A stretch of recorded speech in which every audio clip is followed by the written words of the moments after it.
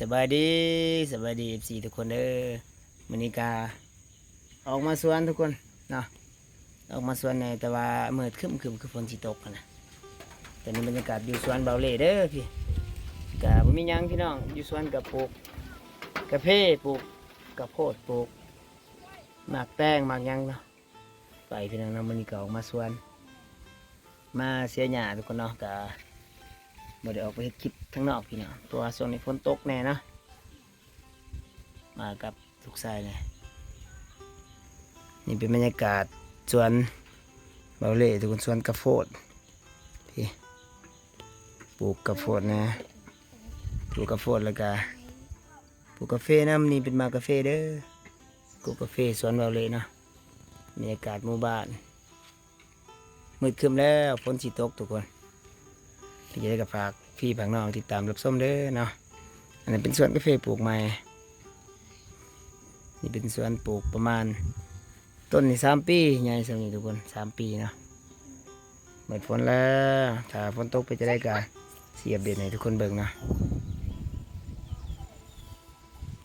พาทุกคนที่พาพี่พาน้องไปอย่างเลาะหาเห็ดปวกเด้อนี่แหละสวนเราเล่เนาะเป็นอาชีพหลักๆอยู่ทางบ้านคือการปลูกกาแฟพี่น้องเนี่ย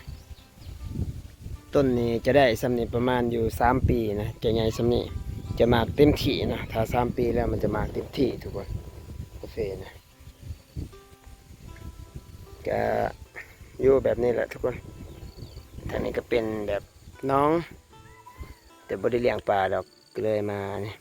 ใส่อันนี้ดักปลาธรรมชาติมันขึ้นมาจากนี้นะแต่หวยแล้วก็บางทีมันเข่านี่นะเมื่อน้ำเบาเล็กก็ได้ปลาคออยู่นี่ประมาณ3 ตัวเนาะเขาตุ่มนี่แหละกับประมาณนี้วิถีชีวิตเบาเล่เองนะนี่เป็นต้นกาแฟกำลังปลูกปีนี้เด้อทุกคนเนี่ยกำลังได้ประมาณอยู่3 เดือนจะประมาณนี้เนาะบริษัทปุ๋ยปลูกแบบอันนี้นะธรรมศาสตร์มีต้นกระโพดนะนี่ลูกชายเพิ่นปลูกมาเนี่ยนี่เป็นบรรยากาศภูเขาเบื้องท้องฟ้าเบื้องนี่แจ่มใสอยู่ทุกคนส่วนเบาเล่นี่ก็ประมาณอยู่ได้อยู่ประมาณบ่ฮอดเฮกตาร์นะบ่ฮู้ว่าจักไรนะแต่มันมากเต็มที่แล้วนะแต่มีเวลาก็สิเดินทางออกไปชนบทฝากติดตามเด้อทุกคนเนาะอันนี้ก็บ่ได้ถ่ายคลิป3-4 มื้อแล้วก็เลยมาถ่ายออกมาสวนกาแฟแน่มาถ่ายให้พี่ๆน้องๆได้เบิ่งเนาะว่าการเป็นอยู่ชีวิตยูทูบเบอร์ชีวิตเบาเลยเป็นได้แน่เนาะนี่พักใหญ่ทุกคนนี่พักใหญ่เอฟซีมาเล่นกะที่ได้ขี่มากระโพดสู้กินนี่แหละอันนี้เป็นน้องเก่าเนาะบ่แม่นว่าเราบ่ได้จกดอกแบบมันเป็นเองนะธรรมชาติทุกคนเราเบิ่งสวนเบิ่งบางทีว่าพอเฮ็ดปวก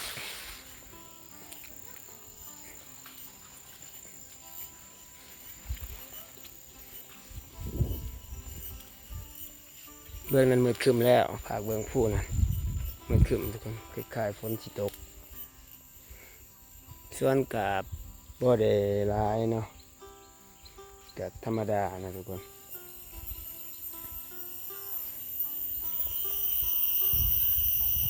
เสียงแมงอีเหาะ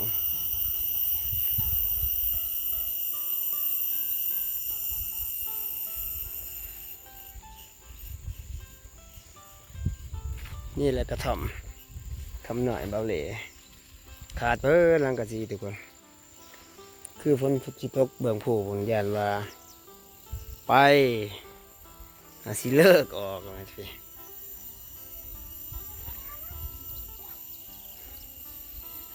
เด็กก็ฝากติดตามรับชมให้กำลังใจเบาเหล่คือเก่าเด้อนี่ทุกคนยางเลาะสวนบางยาได้เห็ดปวกดอกงามแล้วค่อยปลูกๆดอกเดียว ตำแจวกินป้าทุกคนบรรยากาศอยู่สวนนี่ก็เป็นมีเผือกแน่กับพ่นหมักแตงแน่บรรยากาศบ้านเบาเล็กอะประมาณนี้แหละฟ้าห้องทุกคนฝนเริ่มมาแล้วเด้อลมมาแล้วพี่น้องเบิ้งมืดฝนเบื้องนะฟ้าห้องคึมๆอยู่น่าจะ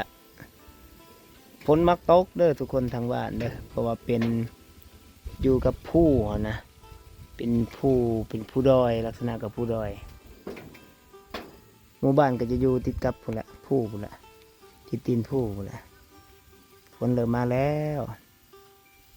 ฝากติดตามคือเก่าเด้อทุกคนเนาะเสือคลิปนี้ก็ขอคำว่าสบายดี